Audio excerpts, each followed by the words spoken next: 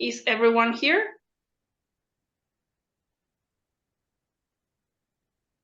Yes, I think yes. Okay, excellent. So I think that it's time, so we should start. As you know, I'm the Executive Director of Democracia Global, but also the Chair of the Membership and Outreach Committee of the World Fairies Movement. And we are organizing once a month a series of webinars. We are starting with you, Dria. So this is the first one, but as I said, we are trying to do this once a month. So this way we can improve the work between us and between our organizations and to enrich ourselves with the information that we have in our organizations. So today's topic is newsletter workshop, how to drive engagement with Dria Bregman.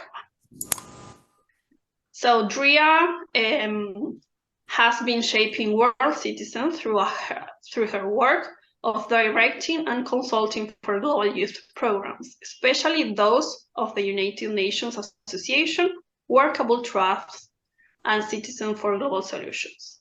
She's a public policy researcher with master's degree from Maastricht Graduate School of Governance as well as from the United Nations University.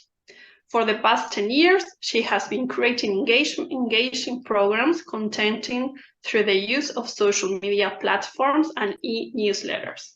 So Dria, thank you very much for being here. Dria is part of the Membership and Outreach Committee, and we're very, very proud that we can do this first workshop with you. So the floor is yours. I know that you will share the screen. You are able to do it now. Perfect. Thank you so much. And thank you for having me here. So can everyone see my screen, the newsletter workshop? Yes? Perfect. Yes. Let me start the slide then. Okay, here we go. As Camilla said, my name is Dria Bergman, and I'm the Program and Campaign Manager for Citizens for Global Solutions. And we're a really small staff. We're a really small organization. There's just a few of us on staff. So it's not always easy to stay on top of the latest trends, and especially have the capacity and resources to have a marketing person. So that responsibility has been something that I've taken on to help with our branding and especially our engagement. So a couple of really important notes before I present today. First, it wasn't just any one thing that I did to drive engagement. It was several major changes over time, and that is constantly evolving. So there's never an end point. Well, I've done my job, we're good. This is the unfortunate thing about engagement with your members. So I'm going to be going through, taking apart CGS's newsletter as the case study for today and really showcasing a before and after. And I would love for this to be really informal.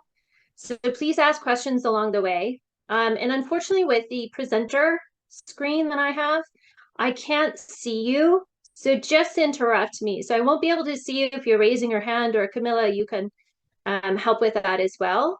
So again, just interrupt me as we go along. Please don't save questions for the end. I think we can have a much more fruitful conversation if we can ask questions as we go.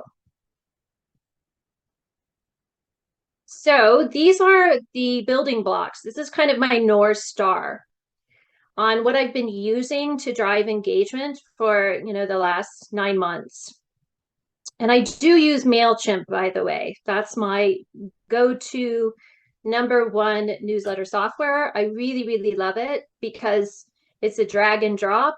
I can make things visually appealing. It also tracks stats. I use data to inform everything that I do. So I first started with some surveys because I needed to understand who my audience was, what they care about. And CGS's audience cares most about youth engagement. So it's an aging organization, and they really want to know, how are we engaging youth? How are we in programs creating that next generation of leaders? They also care very much about World Federalist values. So world citizenship, climate emergency, UN reform was at the top. And unfortunately, in our old format, it was just a series of really long essays and news articles. And so it really didn't highlight youth engagement. So I have completely revamped numbers 2 through 6. And I'm going to go through and give some visuals on these steps and how I have driven engagement for CGS. So this is first, and it seems so simple, but this was a really big one, is that I customized the subject line. So at the top, you can see the old version, and it just listed out every single article or essay.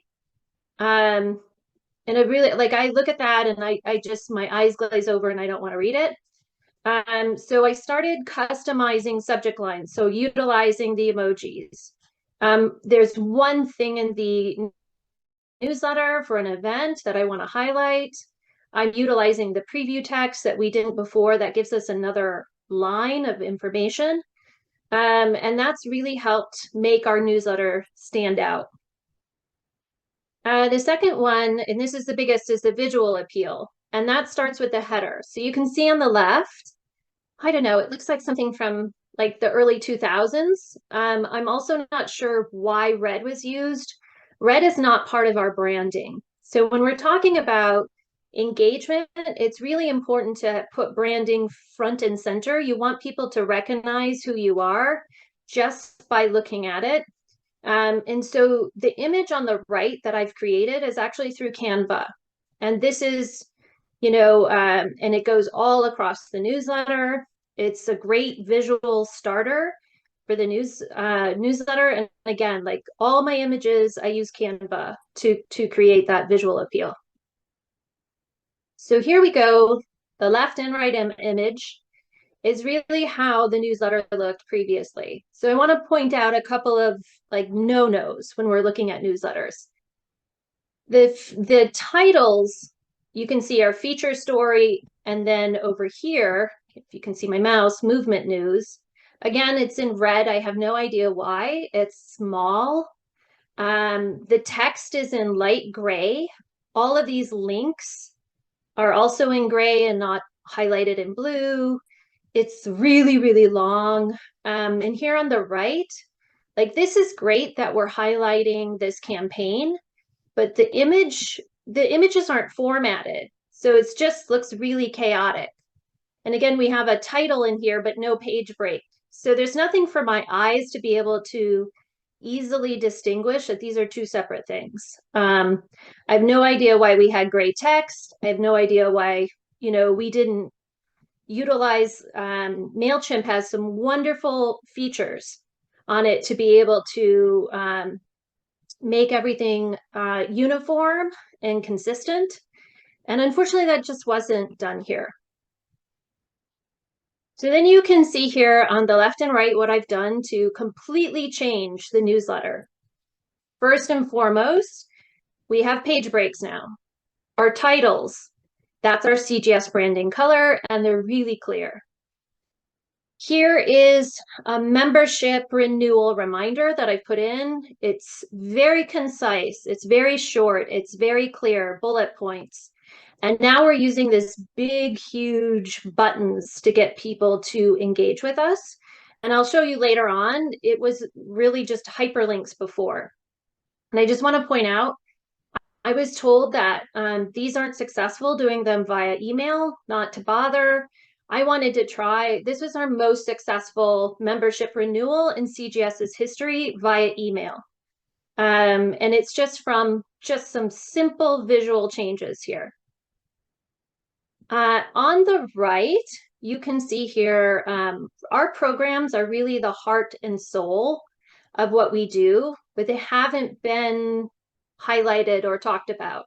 And I think it's really important through our newsletter to be able to tell that story. So this is a major, major change of visuals that I've done to be able to tell the impact, not just about programming, but impact. So there's consistency, there's personalization, Again, these images that you see are in Canva, and it's really easy to upload them into MailChimp. Now, I do have to say, making images are really time consuming, but I use them across a lot of different things. So they're not just for the newsletter. I use them on Instagram. I use them on our other social media. I use them on our YouTube channel. So they can be used in multiple ways, but that first initial, like creating images, is time consuming. So just take that into account. So another thing that I've done is there's something called hierarchy. So when you're reading through a newsletter, you have to really put what's most important at top. So on the left, you'll see here's a video that we wanted people to click on and to watch. Unfortunately, only 16 people clicked on this YouTube link and watched it. So again, featured video in red at the top, hard to see. And the hierarchy is a little odd. The most important thing, we want people to click on it. It should be front and center. So you can see here on the right, I have, because we have an older population, I wanted to have two ways for them to click. They can click right on here, and there's also the traditional way that we've always had, excuse me, which is the hyperlink, right? But I've made that very big, bold. You can tell it's a hyperlink. I have a very, very brief description. And then my last sentence is, want to participate in the next one, see the upcoming events below and register today.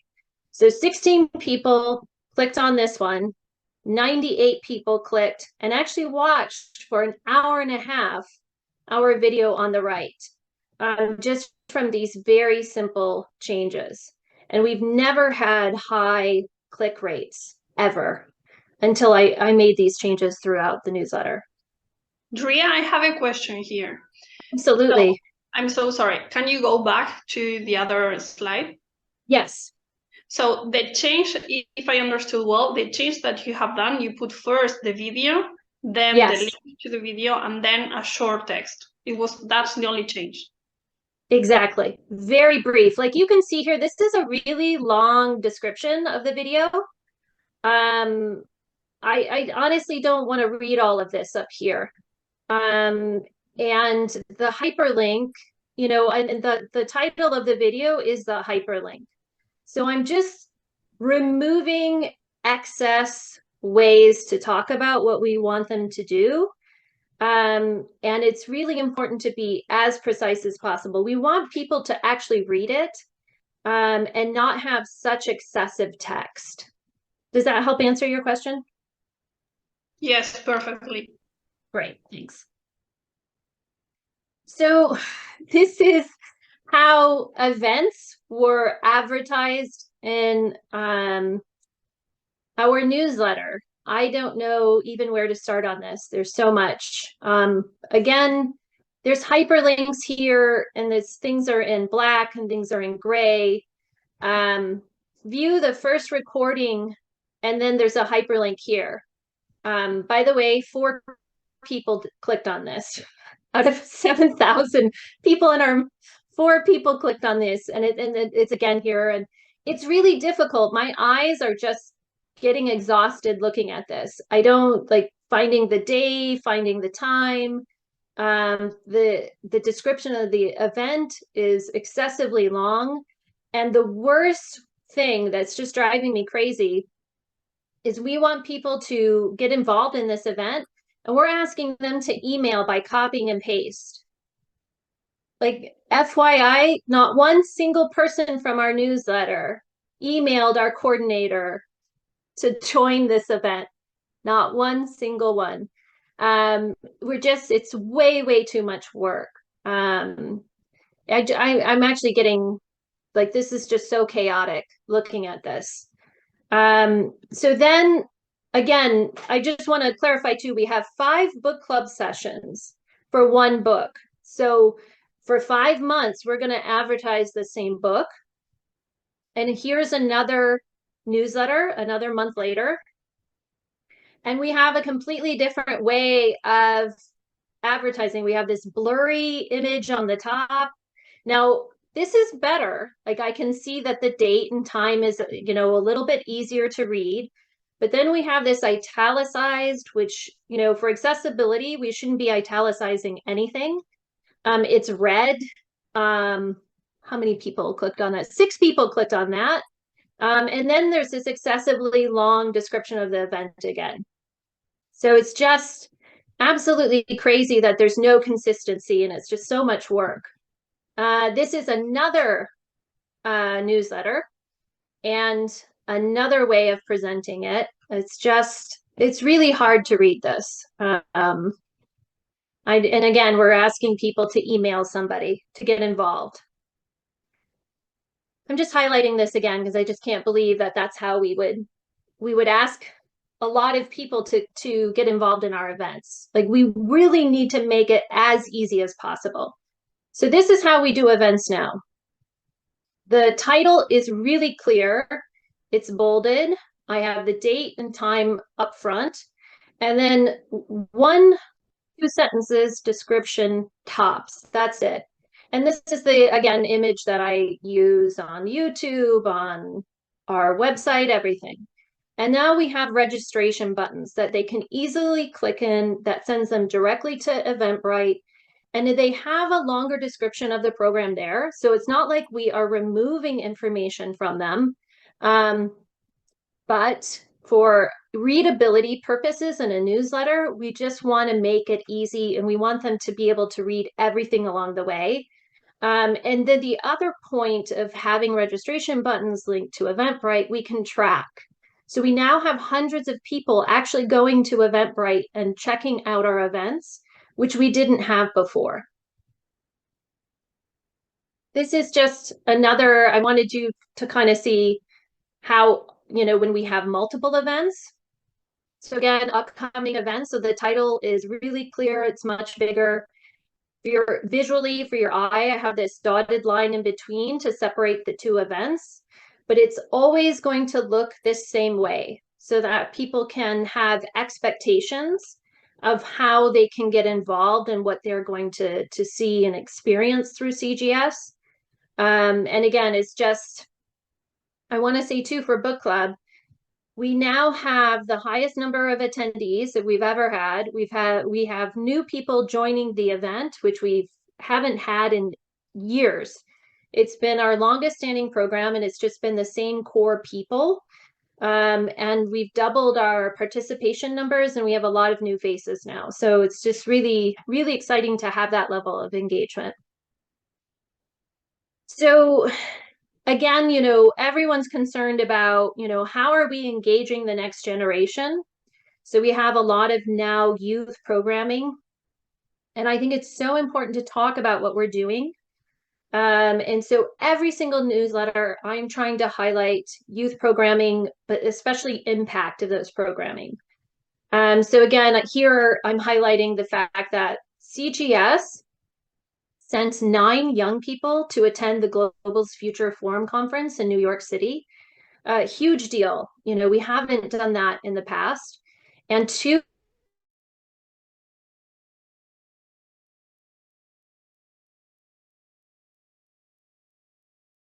conference is all about UN reform. So instead of how it was done in the past, we would just have the article and then a long scroll of the article. I'm having hyperlinks to the articles here so that if they want to click on them, they can. And again, like because they're hyperlinks, I get to track how many people are actually reading these and care about this. And it also helps me determine, you know, what information I need to continue having or maybe not be so concerned about. You know, if we only have 3 people clicking on something, I may not want to make that a focus in future newsletters. So I was told, you know, seeking donations through CGS and especially membership is not worth our time. We've never had a significant amount of people donating. And it's easy to see why. So we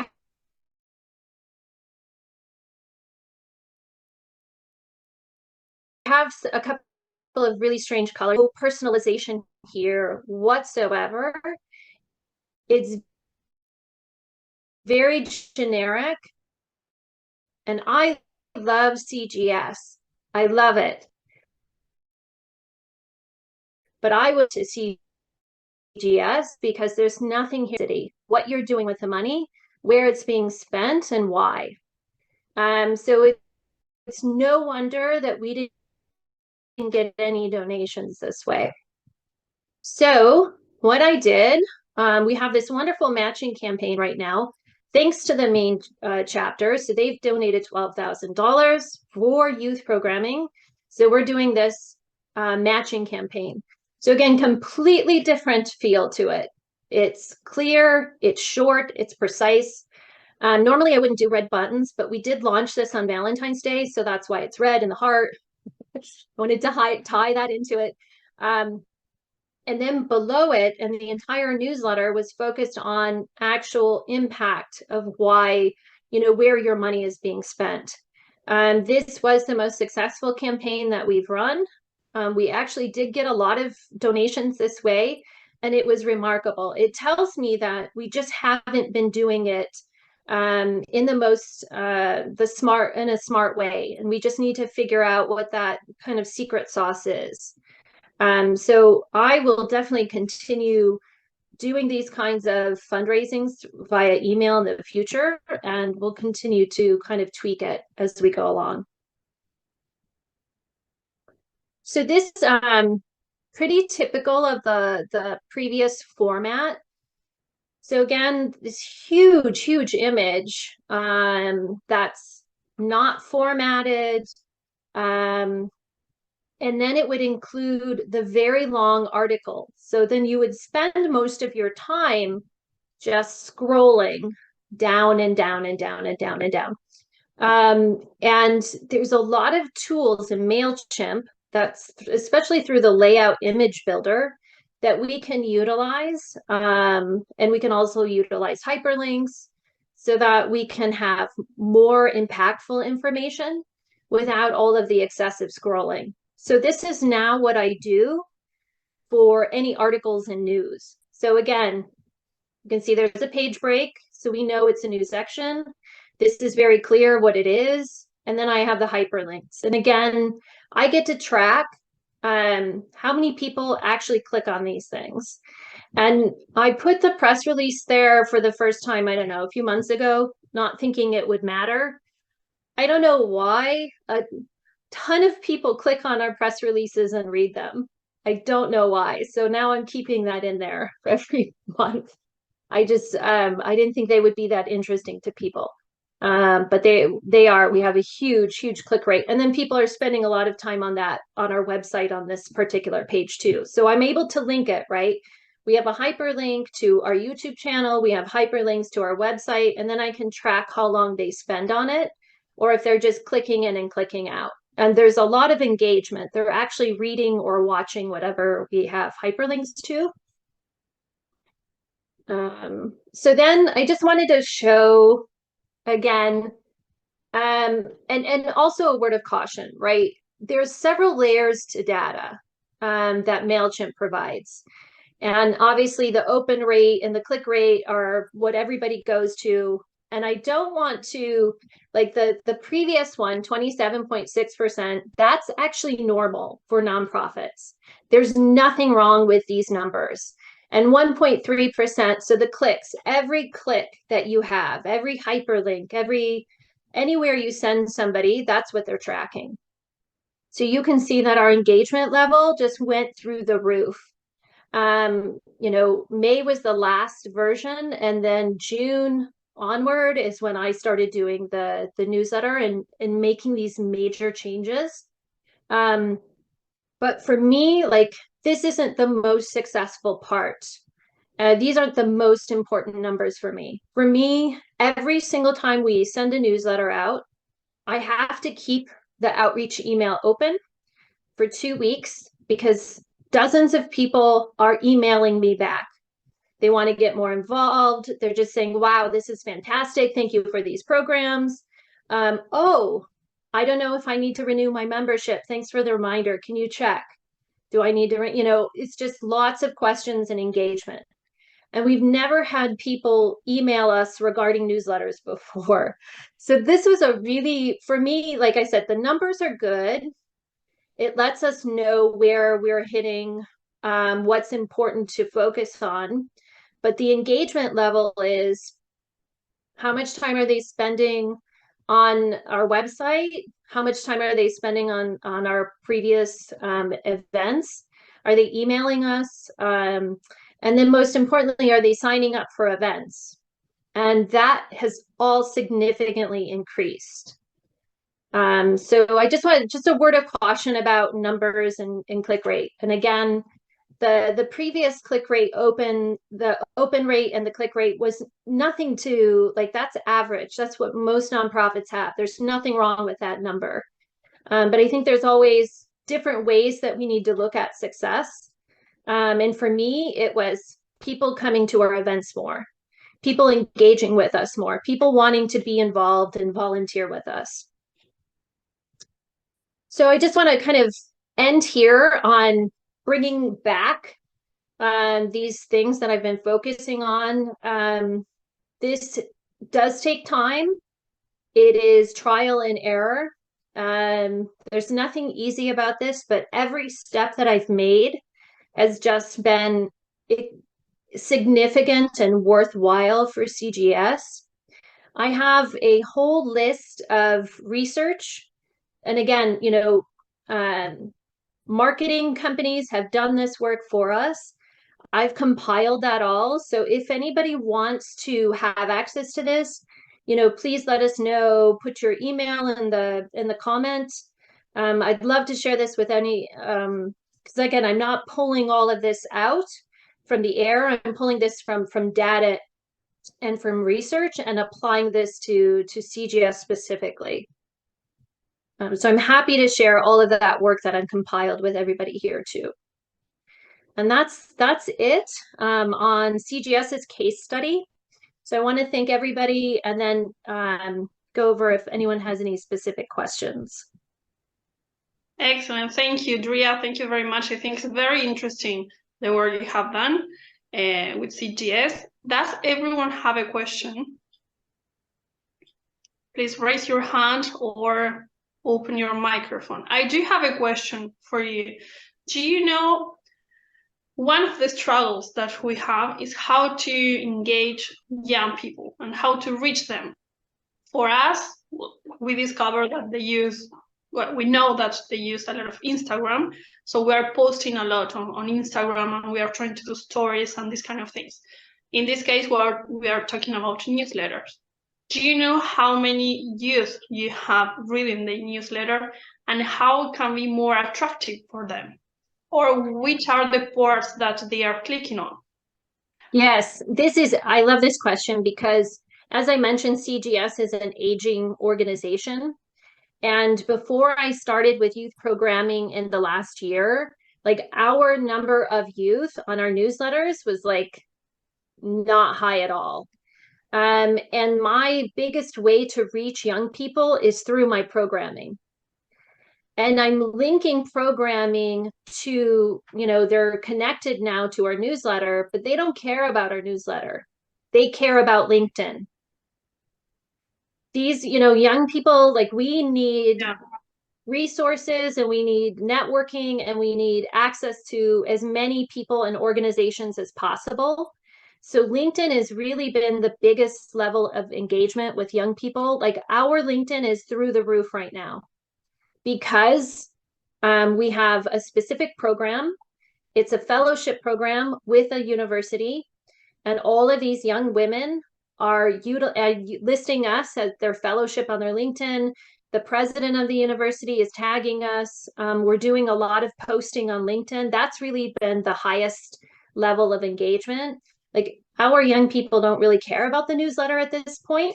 It's really, I'm utilizing the newsletter as a way to inform our current audience that, yes, we hear you. We know this is important. This is what we're doing. So yeah, it's just been an interest, and we're really active on Instagram as well. That's where we also get the most amount of engagement from young people. Facebook, no way. Twitter, maybe a little bit. But yeah, it's LinkedIn is the sweet spot for us. And I see John, I see your hand raised.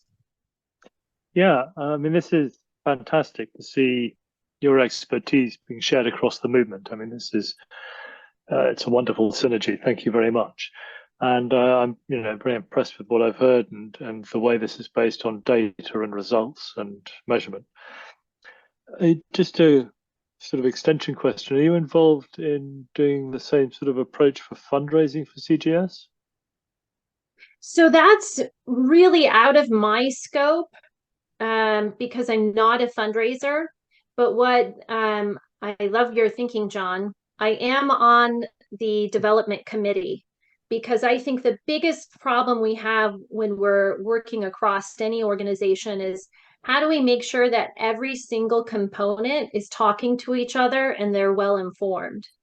So I am able to actually be tapped into what they're doing on the fundraising side and provide testimonials and really good descriptions on how we are engaging young people and our programming. Because programming is the heart, it's our core, it's our center, it's everything. And so I need to be actively involved. Am I doing fundraising? No, not technically. But I am now through the newsletter, and I am assisting the development committee because we have to find ways where we can be as efficient as possible and make sure that all of those lines of communication are open. Because imagine if I weren't on the development committee, they would have no idea how powerful these programs and especially engaging in youth are, and how powerful that has been. We have had just a stellar kickoff to our year with this new youth programming, and it has completely changed everything. It has changed how we run programs. It's changed how these lives that we were able to impact in such a meaningful way because we embedded what they need into the program and not what we think they need. And all of that has been able to have been recorded, tracked, and now is in the hands of fundraising. So they have a powerful tool in their hands now to be able to go out for the first time and do more effective fundraising.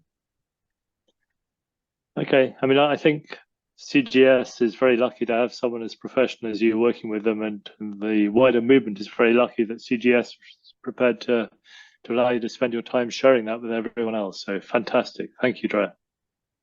Thank you, John. I love being part of CGS. I love WFM. So, and I think it's really critical. We cannot do this work unless we all have, these resources. And so I think it's really important to spread this knowledge and what we've learned and best practices as much as we can, right? I think transparency and helping each other is the only, because we all have the same goal. It's really, really critical that we all come together and learn from one another. Excellent, Drea. We are on the same page. We have another question on the chat, so I'm gonna read it from Gaia Marchiori. Hi, Drea. What do you think are the best ways to advertise future events to attract more audience? Oh, this is a difficult question because I'm still trying to figure this out. I think it depends first and foremost on your event and your target audience and how do we reach that target audience.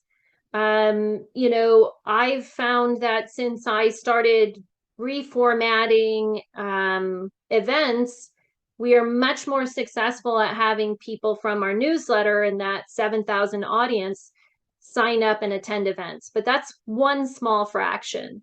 I am a big believer in social media. That is one of the key resources that we have to get a broader audience. We use targeted tweets. So if there's an organization that I think that would benefit from that, absolutely, I'm tagging them on social media.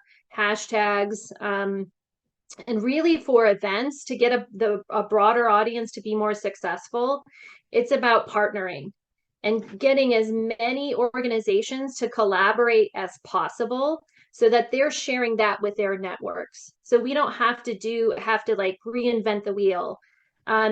Sometimes it's successful, sometimes it's not, to be honest. I think too, for events, when we're in, and again, target audience, if we want a lot of young people to attend our events, they're not going to sit through a lecture or a workshop for an hour and a half. They want more practical take action tools.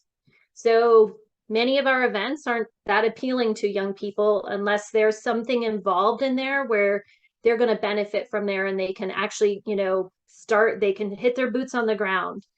So it's just that depends. But really collaboration. I also lean on the WFM community on getting the word out on events. Every single thing that we do goes to WFM, and then they help disperse that information, because I know that this is my target audience for a lot of our events and programming.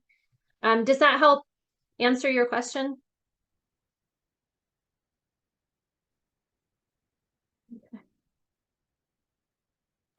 Any other questions? Yeah.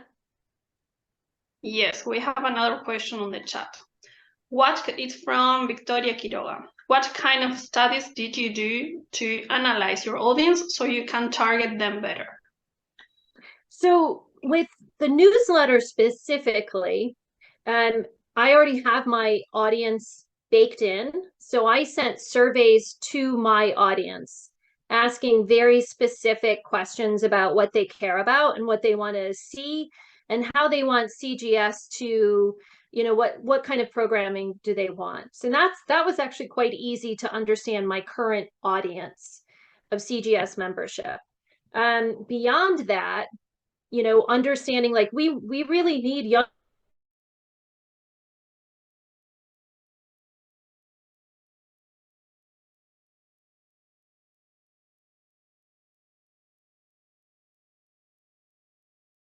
and how we can better target them. I'm also happy to share that as well. A lot of work was put into that, and we're utilizing that on social media, by the way. So let me make a note on that market research. Excellent, thank you. And, we don't have a full-time social media person. So we're all part-time. And so I think that in order for us to reach larger audiences, it's really about capacity and that target. We really need time in that. So as we grow and fundraise and we're able to do that, I think that will grow in time. But again, I know we're all stretched for resources and time, and that's the most difficult part of this. That's kind of what's really needed front and center to be able to reach target audiences. Thank you, Drea. Maybe this is a very technical question, but you spoke about images or flyers that we have to do for our events, and that takes a lot of time. It is true. It does. If you have to say a percentage of the newsletter, how many images do we have to have on a newsletter? What do you think? I try to have one image per section, to break up the monotony, to make it more appealing. But again, as we move to getting a more like a younger audience involved, this is their expectations. I mean, look at social media, right? That's really kind of how we're moving as a society to share information. So I try to do one image per section.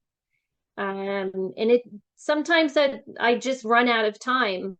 And I also have, this is not typical of most nonprofits and especially with my background, but I also have design experience and skills.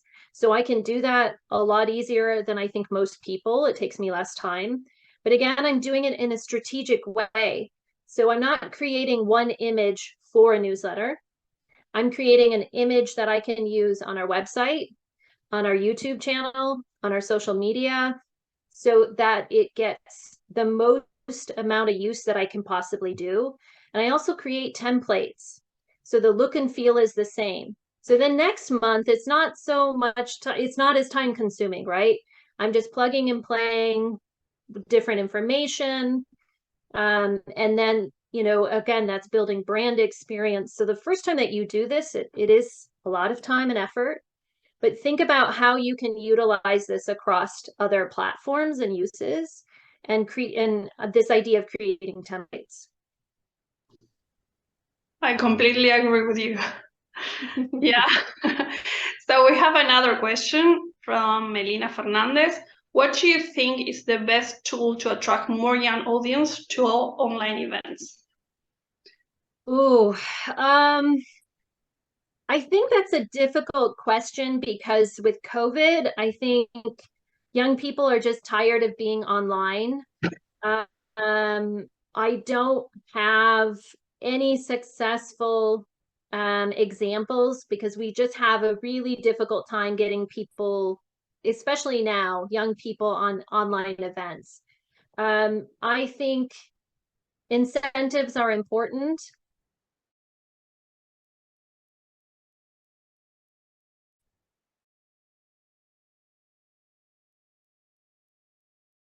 Have to understand what it is that they want and need. All of the young people, especially at university level that I'm engaged with, they're not going to spend an hour and a half of their time, especially I'm coming from North America. So we have, high rent that is skyrocketing.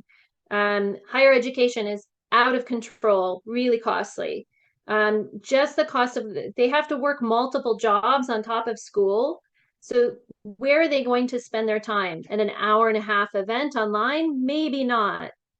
But if you can cater events to what they really need and what they really want, I think you have a better chance of success. So they need networking opportunities. They need practical skills that they can use and things that they can put on their resume. And they really need opportunities where they can network with people that can help them on their next step in their next stage in their career and their lives. So, I think that, saying events for young people really needs to be catered for them. And you just have to understand what it is that they want first. But we just don't have, like, our traditional events are geared towards the older model of people having time and wanting to learn more. And that doesn't really fit into the schedule and to the mold of what younger people are spending their time in today. And that's our reality, right? So yeah, I think we have to have a blend of both things. Thank you, Drea. I have another question. but if anybody else wants to raise their hand or to write the chat, please do it. My question is about languages. For example, in WFM, we have different organizations from different parts of the world.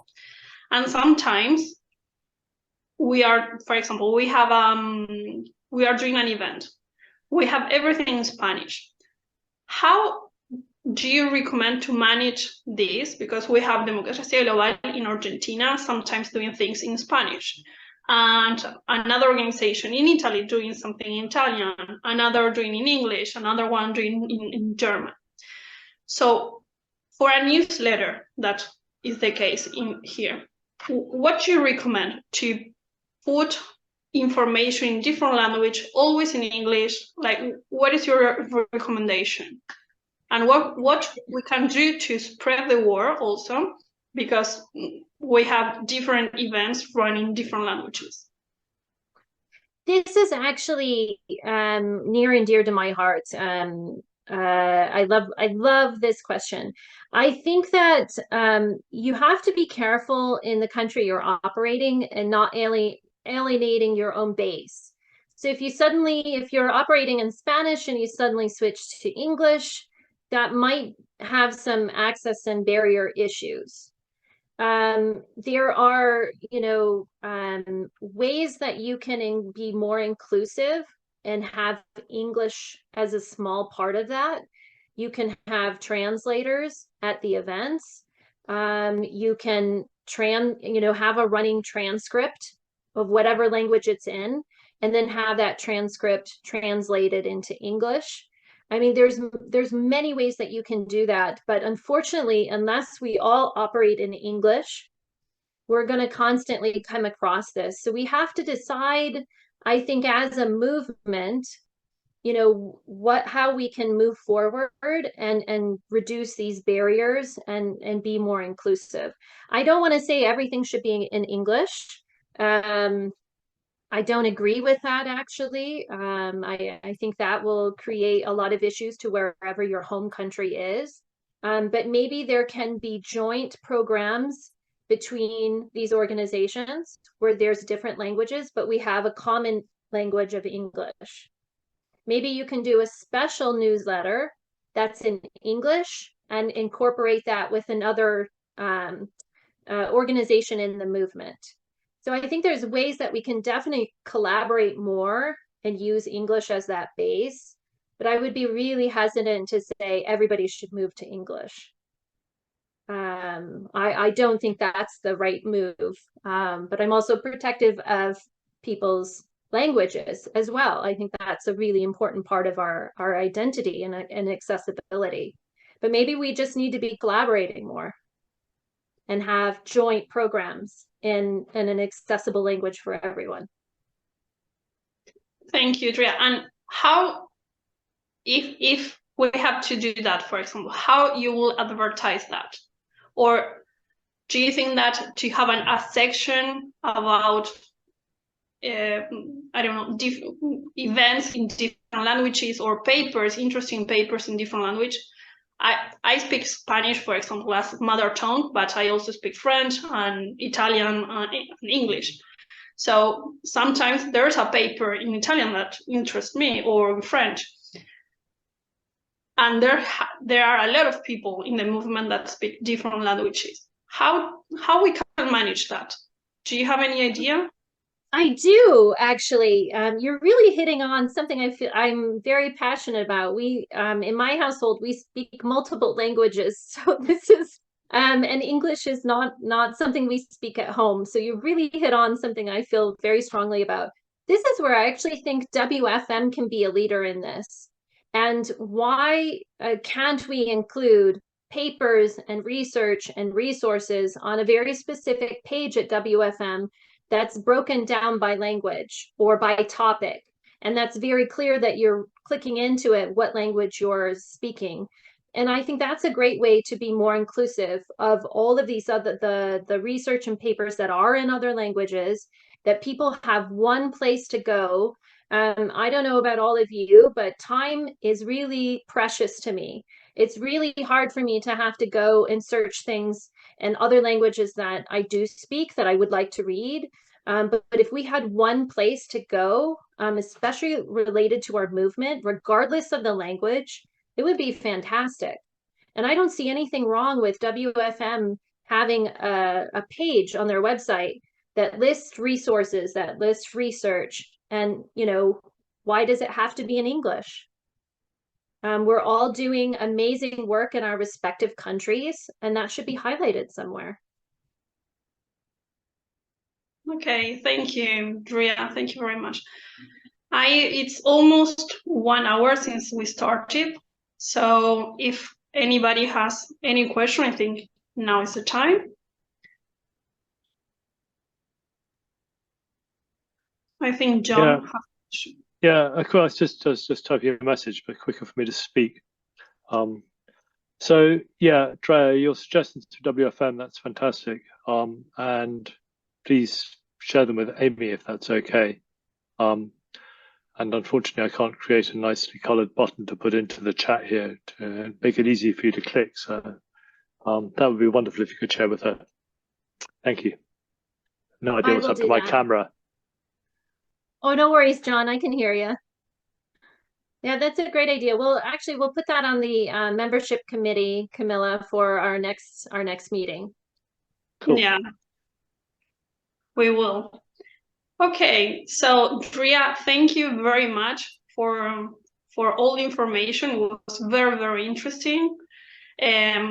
as I said at the beginning, this was our first webinar, but we are planning other ones once a month probably. So the next one's gonna be about it's gonna be Eston McGee, he's from Young Warfare List. He's gonna do another webinar called Strategic Communication and Campaign Building. So we're going to be posting all of the information on our social media and also on WFM's bulletin. And on the screen, you can see WFM's social media and an email, and also from Citizen for Global Solutions. So Dria, thank you very much. We'll be sharing your PPT with our audience and also any other information that you want to share with them. So Absolutely. Thank you. Hope to see you very, very soon. Thank you, everyone. Bye. Bye-bye.